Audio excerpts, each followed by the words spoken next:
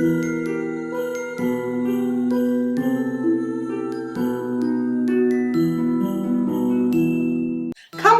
whoever you are, to Meg's Magical Mansion, a virtual guest house for spiritual wayfarers, a place where the ordinary becomes magical, where wisdom is yours for the asking, and where your higher nature is just a wish away. Thanks for joining us here today at the Magical Mansion. I am Meg with my lovely assistant, Miss Alice Poopers, and today it is day 3 of the 12 Days of Yule Challenge. We're very excited, and we want to thank Ivy the Occultist for putting this whole thing together. And today is a very interesting day. I've been putting a lot of thought into this, and I think today I'm just going to speak to you from the heart, because today is all about reflecting back on the past practices of the last year.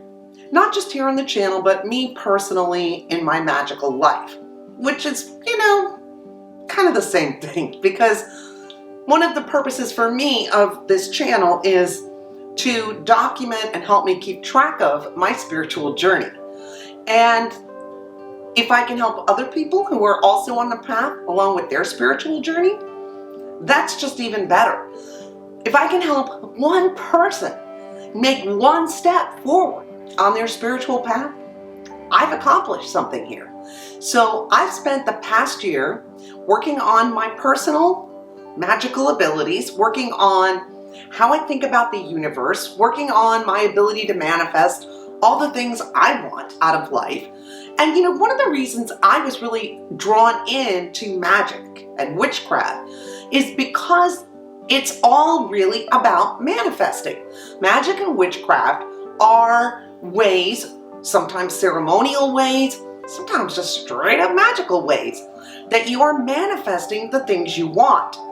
Now, please understand, I came from a long tradition. I am 62 years old. I have been leading a spiritual life pretty much all of my life. I was brought up in a Christian tradition. In my 20s, I left that and became very interested in Buddhism. Throughout most of my 20s, that was my focus, was Buddhism.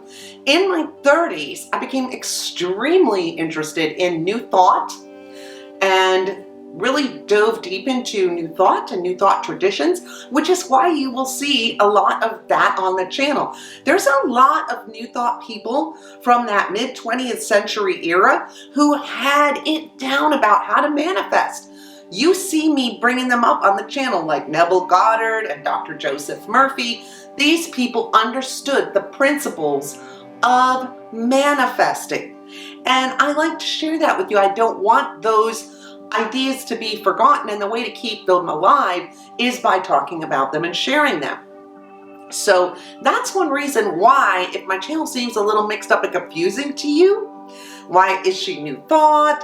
Is she magical? Is she a witch? Is she a Buddhist? Yes, the answer to all that is yes. And do you know why I get to be all of those things? Because above all of those things, I am a chaos magician. And in the past year, I've really dug deep into chaos magic, and I've really been embracing it for the very simple reason. It makes me understand why I'm diving down all these rabbit holes all the time. That's what chaos magicians do. I feel free to dive anywhere I want and cherry pick what I want, because chaos magicians know that nothing is true and everything is permitted. So that gives me complete freedom to pull from Buddhism the things that really resonate with me, to pull from New Thought traditions those things that work for me and help me manifest, to go into witchcraft and magic and find those things that bring my practice to life, because that's what I feel like magic has really done, and witchcraft has really brought it all to life. It put that sparkle on everything. It made it all real, and it helped me feel the freedom to move between dimensions, between thoughts, between ideas very, very freely. And someone who really helped me on that, with that path and that idea, was Damien Eccles. And if you're not familiar with Damien Eccles, he is a practitioner of high magic. Now, I am not. I've always considered myself more of a kitchen witchy, kind of practical magic girl. But I really vibe with some of the things that Damien Eccles has said about why he moved from Buddhism into magic, because he spent many years very deeply studying Buddhism. But he shifted over to magic because he felt that culturally the history of magic was really speaking to him and who he was.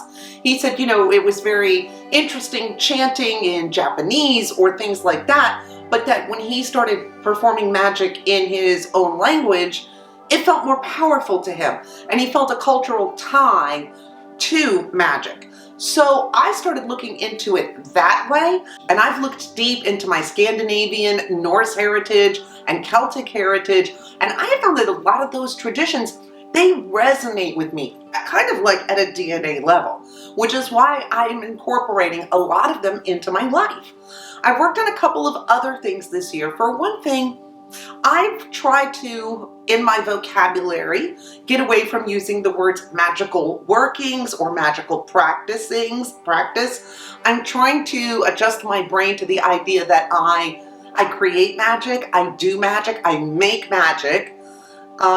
It's not work because I love doing it, so I don't want to call it work. And it's not practice because I'm actually doing it. So I'm working on my vocabulary this past year to get myself untrained from some of the verbiage and to retrain myself with some words that I think are more appropriate to what I've been doing.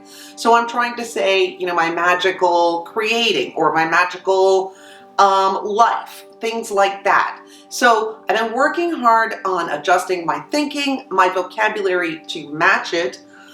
And of course, I'm always interested in that place. There's a sweet spot where science and spirituality collide. And I'm always fascinated with that spot, which is why we've done episodes on people like Tesla or people like Galileo and Neil deGrasse Tyson and Carl Sagan. Just very interested in that idea of the science and spirituality meeting point, vector, where they connect. I think that's a very powerful and potent place, and that's something I'm very interested in because they do connect. They are connected. And I've been very interested in the past year in the idea of reality versus a non-reality, and do we actually live in a real world? And I know this probably might sound funny to some of you, or are we just living in some sort of virtual game or virtual reality? And I think these are some questions that I've been looking at and thinking about over the past year. And later on in this series, we're going to talk about these more, because as we talk about, what I'm going to be doing in the future, I believe that it will be our very final 12th episode on New Year's Day. I'm going to talk to you about some of these things that I'm going to be moving forward with, and which ones I've kind of maybe ready to put to rest, at least for now. But I'd say the overall arc for me for this past year has been really diving deep into chaos magic. I had dabbled in it in the past with sigils and, looking into servitors and other little planetary magic, but I've never really dug as deep and read a lot of the books and done the work I did this year. And I just have to say in conclusion that my big takeaway from this year is that I've moved from maybe a more practical form of magic, like a kitchen witchery kind of magic, into more of a chaos magic and a more esoteric form of magic. Planetary magic, working with servitors and sigils very deeply, and really getting into the roots of that. As well as one other thing that I think was very important that we touched on this year was the series on reality transurfing. And if you didn't catch that, I would highly recommend that you go and look at it. It is kind of a hybrid between chaos magic and New Thought. It's some interesting esoteric stuff.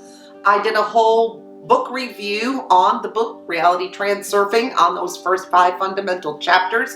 So if you don't want to read the book, I really broke it down for you. And I will link that one at the end of this episode if you're interested in learning a little more about reality transurfing. So in a nutshell, It's been a very, very enlightening year here at the Magical Mansion. We have traveled many, many, many, many, many more miles down our spiritual road. And I hope you've enjoyed coming along for the ride with us. And I encourage all of you to stick around and find out what we're going to be doing next year. So check back. And in the words of Buddha, 1,000 candles can be lit from a single candle, and the life of the candle will not be shortened. Happiness never decreases by being shared. So thank you for spending your time and attention with us all this past year at the Magical Mansion. Especially want to thank our subscribers. We really love you guys. Thank you so much, and pay attention during the 12 days of Yule. We got some stuff coming up just for you subscribers. So tomorrow it's day 4. We're going to be doing craftivity, so get ready for our favorite Yule crafts and a little bit on divination. We'll see you tomorrow for day 4 of the 12 Days of Yule challenge. Say goodbye, Alice Poopers. Goodbye, Alice Poopers.